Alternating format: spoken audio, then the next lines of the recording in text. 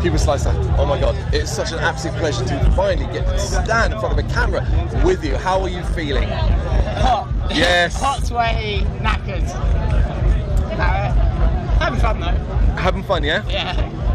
How was it? It was really good. We've never played to a crowd that big, so like, yeah, it was insane. Like, we had loads of technical issues, samples weren't working, none of us could hear drums. Josh couldn't hear drums, he's the drummer.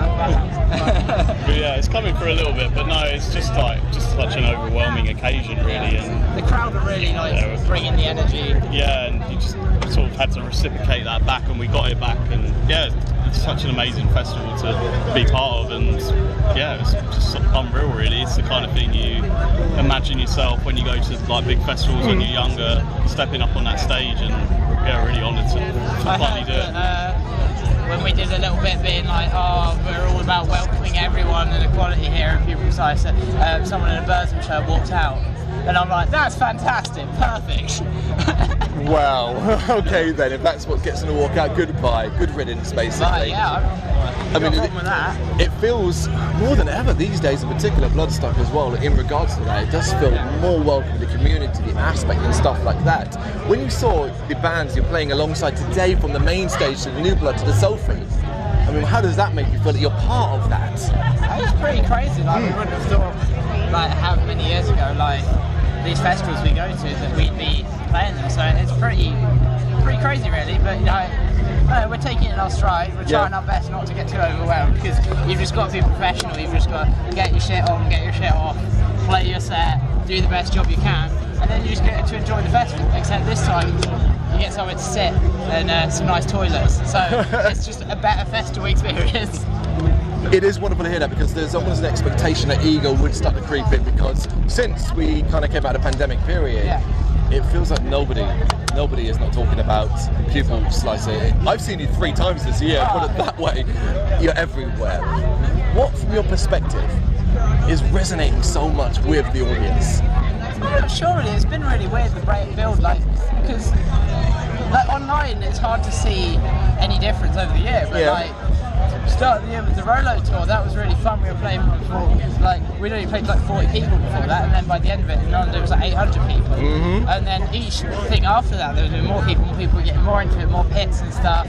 And then like that Ithaca tour recently, even though it was like 150 cap venue, like 3 out of 4 sold out, and one was like almost sold out. Everyone was loving it the whole time. We did more, like, as much in merch on those 4 days as we did 9 days in like venues 3 times the size. Like, people are really getting into it. It's just like really cool to see like that momentum carrying, more people hearing about it. Like walking around Bloodstock, seeing people with our shirts on. Apparently, since we've played, like all of our shirts have gone except the XL ones, and I'm like, what? We bought like 20 of those. They're easy to spot as well. I keep seeing the little tie-dyes everywhere, and I'm like, I think you're the only one selling that style here at Bloodstock, so it is super the only easy to shirt's spot. not black, so it stands out. It has been such an incredible run, it really, really is. And in regard, like, going back to the Tomasi show, to the Ithaca stuff recently, and now this as well. But the train doesn't seem to stop with you guys. Well, yeah, we're you know, you got to keep the momentum going. Like, we're heading into track our next album starting September 30th, so we're really excited for that. Like, all the demos are sounding really cool. I'm just excited for the world to hear that, because like, people really enjoyed the first one, but we were a lot more cautious on that. Like, well, we're just making music for ourselves, but at the same time, it's hard to know what will work or if people will like things, so it's quite easy on that first one to be like, well, I'm gonna just list riffs and like get to the next one because I'm worried people will get bored. And now it's like, okay, you can spend a bit of time songwriting, you have a riff come at least more than once, have a bit more confidence, and like make those hooks a bit more catchy, and like just try and have, like, we can fully lean into, here's a bit of post-rock, here's like the mathcore shit, just go from Wilder. No one's gonna care if it's too intense, people already find the first album really intense. So just do whatever, and like that's the ethos for our second album, is like dial it all up to 11 on every degree, more chilled out bits, more intense bits, more pop choruses, like, you know, we want everything, all the feedback we've had from that first album is just like, people love everything on it, and even if they don't, everyone seems to gravitate towards different parts of it. Some people really like the mathcore bits, not really caring for like the post-rock, like Blackgate stuff.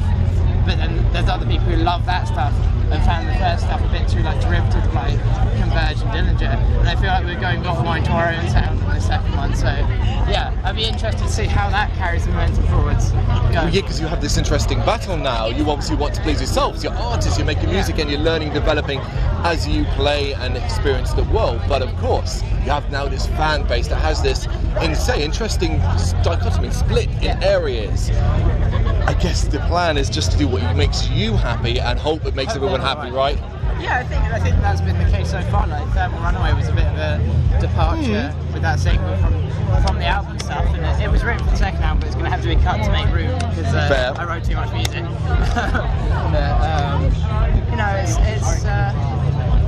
it's us growing in confidence as well. Like at the live shows, you were very like, why are all these people here watching us? Right. And now I think we're finally getting to the point where we're like.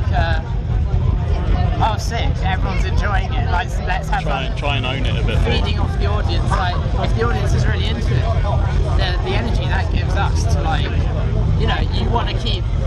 The more they're entertaining you, you're like, oh, I want to put in as much as they're putting in, and it just sort of it all feeds off itself, and it allows for a better growth as a band, more confidence. And then if we're playing to an audience that doesn't know us as much, we're going to be bringing that energy that we've like.